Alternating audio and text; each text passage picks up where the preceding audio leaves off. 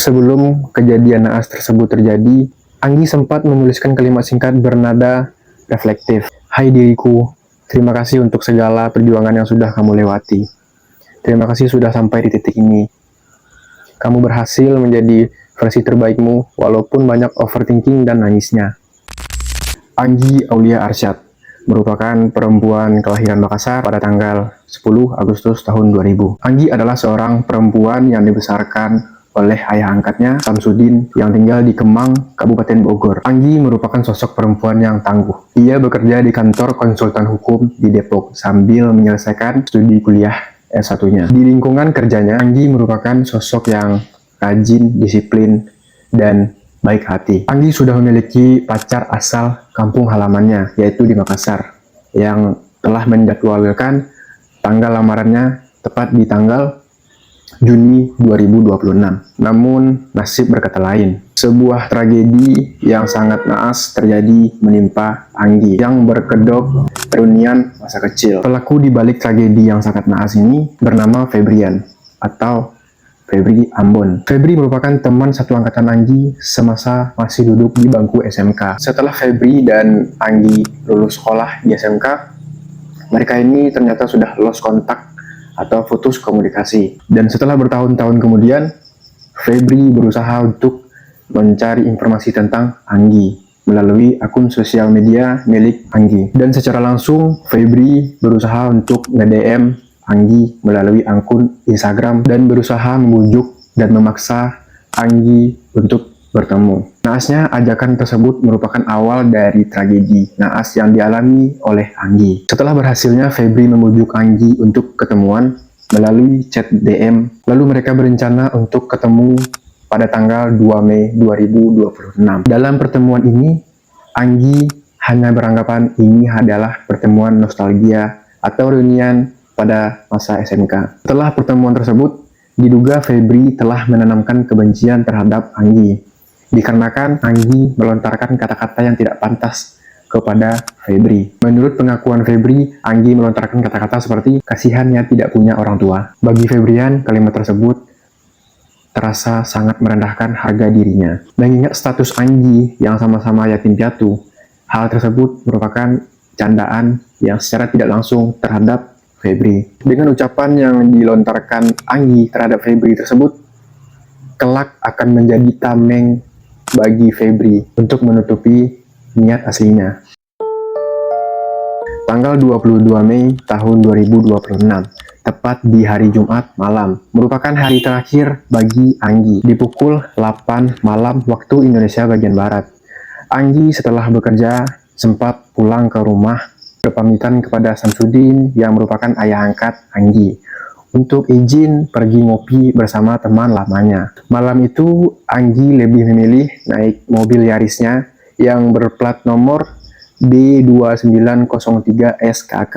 Keputusan Anggi untuk memilih naik mobil Yaris dibandingkan naik motor itu adalah hal yang menguntungkan bagi sang Febri, si pelaku, untuk melancarkan niat busuknya terhadap Anggi. Sebelum keberangkatan Febri di malam yang naas itu, serangkaian firasat buruk menghampiri keluarga Febri, sehingga ayah angkat Febri, Samsudin, mengalami insomnia atau susah tidur. Dan kucing peliharaan Anggi pada malam itu juga mati mendadak tanpa ada sebab yang jelas. Sementara kucing Anggi yang lain bertingkah aneh, melompat ke atas mobil dan jatuh lagi, lompat lagi dan jatuh lagi, seakan-akan melarang Anggi untuk pergi di malam tersebut. Di lain sisi, sosok Febri yang merupakan pembunuh keji tersebut telah mempersiapkan jebakan mautnya. Febri membawa tas yang berisi sebilah golok dan seutas dasi berwarna biru. Dan pada malam itu, Anggi pergi untuk menjemput Febri di tempat kediamannya. Dan Febri pun menaiki mobil Anggi yang dibawa oleh Anggi.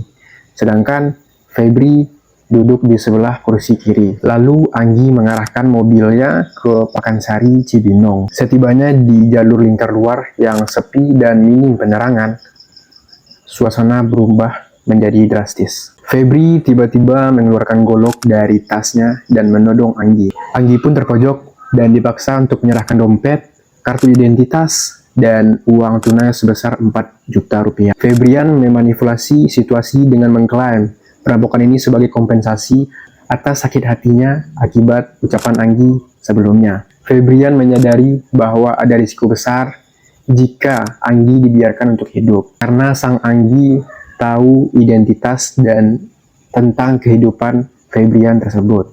Dengan ketenangan yang mengerikan, Febrian tiba-tiba mengeluarkan dasi biru yang telah disiapkannya sebelumnya. Dalam kondisi syok dan kehabisan napas, Anggi pun tak mampu melawan dan tiba-tiba kehabisan napas sehingga membuat Anggi tewas seketika. Setelah Febrian merasa Anggi ini benar-benar telah meninggal dunia, Febri berusaha untuk memindahkan jasad Anggi ke kursi sebelah dan mengambil alih kemudi. Lalu Febri melaju mobilnya ke arah tol layang di daerah Bogor.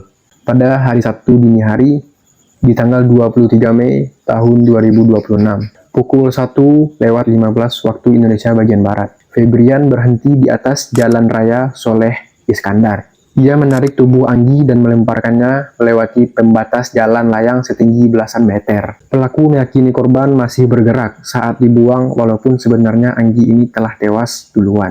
Tidak berselang lama dari pembunuhan naas tersebut, jasad Anggi pun ditemukan oleh pengendara lain yang melintas jalur tersebut.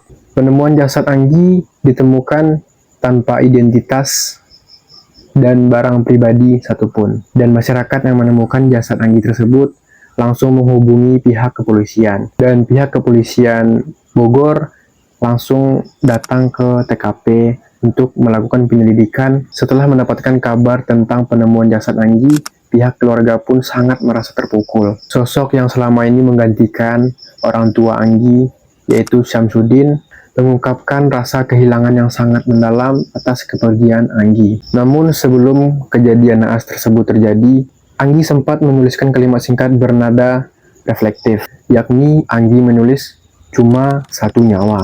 Tulisan tersebut seakan-akan menjadi pertanda atas kepergian dan kematian Anggi saat ini. Selain itu, Anggi juga menulis tentang apresiasi terhadap dirinya sendiri, yaitu bertuliskan, "Hai diriku, terima kasih untuk segala perjuangan yang sudah kamu lewati. Terima kasih sudah sampai di titik ini. Kamu berhasil menjadi versi terbaikmu, walaupun banyak overthinking dan nangisnya." Kabar meninggalnya Anggi pertama kali diterima keluarga sekitar pukul 4:30 waktu Indonesia Barat. Saat itu, Syamsuddin yang tengah bekerja di Jakarta mendapatkan telepon dari kerabatnya tentang kematian Anggi, dan Syamsuddin langsung pulang ke Bogor. Setibanya di RS Hermina, Kota Bogor, Syamsuddin mendapati jasad korban sudah berada di mobil jenazah. Syamsuddin lalu berkata, "Saya tidak ke TKP, saya sampai jadi almarhum di atas mobil jenazah dalam kondisi utuh, tapi sudah tidak bernyawa," tuturnya. Jenazah kemudian dibawa ke RS Polri Kramat Jati untuk menjalani autopsi demi kepentingan penyelidikan. Setelah mengantongi petunjuk dari hasil penyelidikan dan CCTV, polisi bergerak memburu pelaku yang mencoba melarikan diri ke luar kota. Dalam proses pengejaran di jalan tol, aparat kepolisian bahkan sempat memberikan tindakan tegas karena pelaku tidak mengindahkan peringatan tersebut. Sudah diberikan peringatan-peringatan kecil, Febrian tidak menggubrisnya, tutur polisi. Agar tidak membahayakan pengguna jalan tol lainnya, polisi langsung menembak ban mobil bagian belakang Febri hingga pecah, sehingga membuat Febrian hilang kendali, lalu menghempaskan setirnya ke kiri dan menembus pembatas jalan tol hingga mobilnya terguling dan jatuh. Pelaku akhirnya berhasil diamankan di kawasan tol arah Paseh, Sumedang, dan kini tengah menjalani pemeriksaan insentif di Polda Jawa Barat.